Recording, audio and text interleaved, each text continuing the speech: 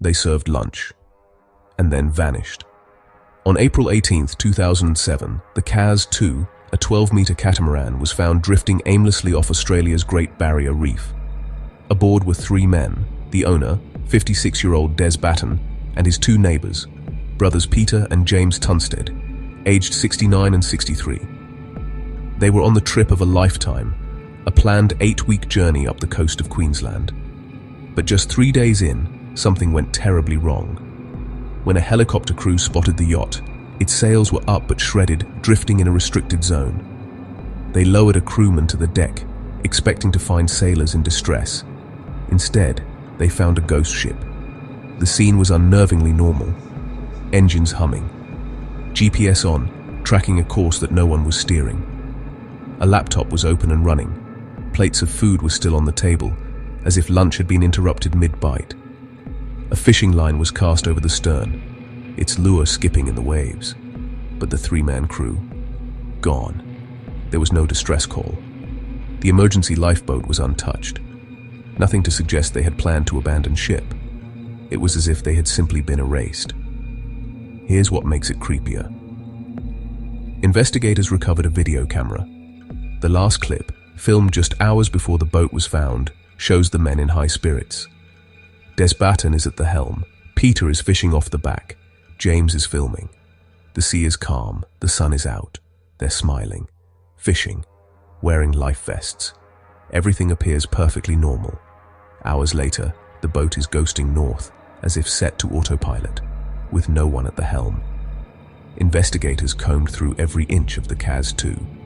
They found no signs of a struggle, no blood. Phones, wallets, and cameras were all left behind. Piracy was ruled out almost immediately. Nothing was stolen. The only things out of place were one shredded sail and a few fenders found floating in the water nearby. The clues pointed not to a crime, but to a sudden, catastrophic accident. So, what happened? The coroner's inquest pieced together the most likely theory.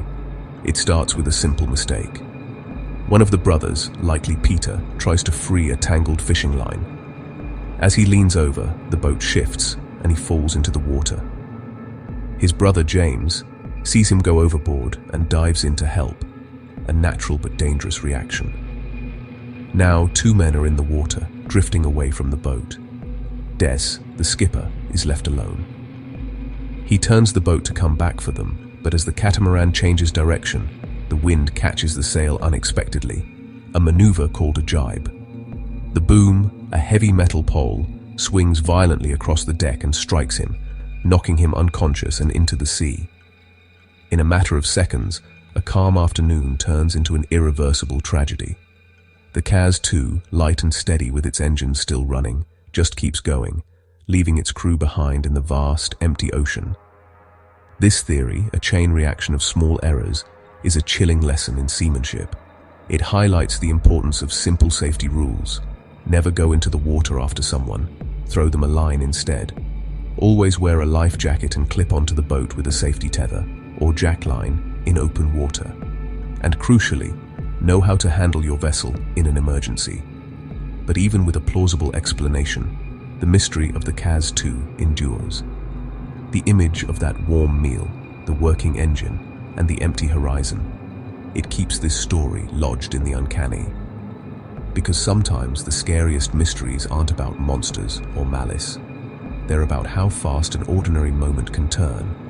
One tangled line, one rogue wave, an empty deck, a humming motor, and the ocean swallowing every answer.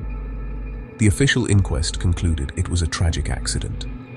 No foul play, just a series of small mistakes that compounded at sea.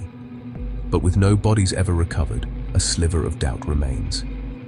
If you were on the Kaz 2 that day, what's the one thing you'd do differently?